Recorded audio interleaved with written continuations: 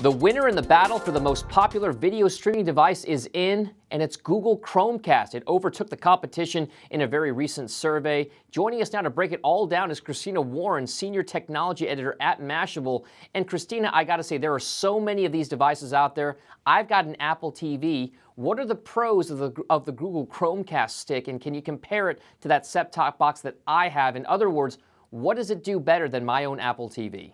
Well, the biggest difference is the price, right? So the Apple TV, which at this point hasn't been updated in about, 2.5, 3 years, is $99. And the Google Chromecast is $35. And actually over Black Friday, you could get it for $25. So it's very inexpensive, and it's very small. It's very easy to install. It doesn't need a remote control. You just use your Android or your iOS phone with it. So the biggest difference is price. And then the secondary difference, I would say, is that it works very well with both laptop computers, desktops running that have Google Chrome installed, and with Android and iOS. All right, so that's how it works well between the Google Chromecast and maybe even some of the pros of the Apple. What are the cons of each product? Why is my Apple TV inferior? And at the same time, why is that Google Chromecast stick inferior as well?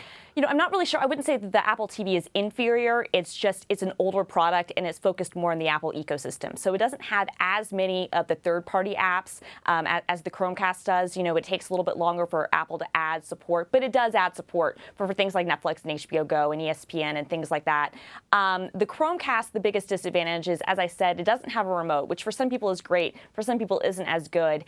And, you're not going to be able to access your iTunes content, and it's not going to maybe let you have access to some other services depending on what video services that you subscribe to. All right, so outside of cost, what can Apple do to improve or grab more customers with regard to these streaming sticks? Honestly, I think the cost is the big one, right? Because you look at Amazon has a streaming stick that's also doing very well. Mozilla's coming out with one for Firefox. Roku has one. A lot of people really like this small form factor of the streaming stick, and they like the idea of something that's, under $50 that they can take with them when they're going on vacation. If you're going to a hotel, you don't need to pay for the hotel TV. You can just use your little Chromecast dongle. A lot of people do that, and it's small and doesn't take up a lot of room on the TV itself. So I think that price is a big one. The second thing I would say is they really need to open up their ecosystem to letting more people build apps for it. That's one thing Google has done really well, is they've let developers build apps for the Chromecast, and that's really given it kind of a second life, especially this holiday season.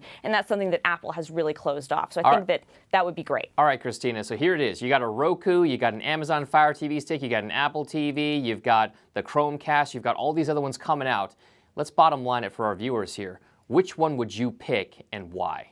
So I actually have all of them because I'm an addict. But if I had to recommend one right now this holiday season, it would actually be the Fire TV stick. And the reason being is that it's almost the same price as the Chromecast. It does almost everything that the Chromecast does, plus it has access to Amazon services as well as services like Spotify. So I think right now the best bang for the buck this holiday season is the Fire TV stick. There you go. Put it on your shopping list, guys. The Fire TV stick is the must-have item. That's according to Christina Warren. Thank you so much for joining us, Christina. That again, Christina Warren, the Senior Technology Editor at Mashable. And thanks for watching The Tech Bet. I'm Dominic Chu. Have yourself a great day.